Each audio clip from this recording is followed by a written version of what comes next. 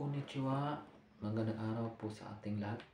Ako po ay si Gerson, isang food processor dito sa Japan under Specified Skilled Working Visa 1. So, ngayong araw is almost 1.5 month na po ako dito sa Japan. So, dumating po ako dito last March 18 po. So, yung trabaho po namin dito ay sa isang kumpanya ng mga bread. So, kami yung taga-refill ng mga dough, taga-linis ng makina. So, yung trabaho namin dito ay minsan po mabigat, mainit. Tapos, yun. Kaya naman po sa katawan, nag-adjust pa rin kasi last punta ko dito sa Japan is nakauwi ako last 2019 po. So magpa 5 years na po ako sa Pinas. So naging swerte na nakapagtrabaho ulit ng Japan under the new visa na po na SSW po.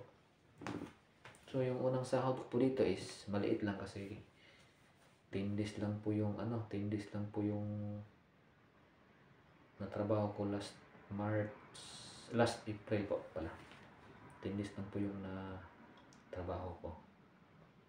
So yung sahuran po dito ay alam niyo na, once a month lang po, 15. So yun. So, nag-adjust pa rin tayo kasi pagdating ko dito, malamig. Matagal-tagal din tayo sa Pinas na yung klima is palaging init, minsan na yung ulan. So, nag-adjust pa rin yung katawan natin. Pati sa trabaho kasi yung oras ng trabaho is rotation po kasi. Yung opening na duty po is 1 AM. Yung second shift is 3 AM po. Saka yung third shift is yung 9 AM na umaga. So, medyo mahirap lang kasi every week yung shift eh. So, pag 1 AM ka this week papasok, next week is 3 AM.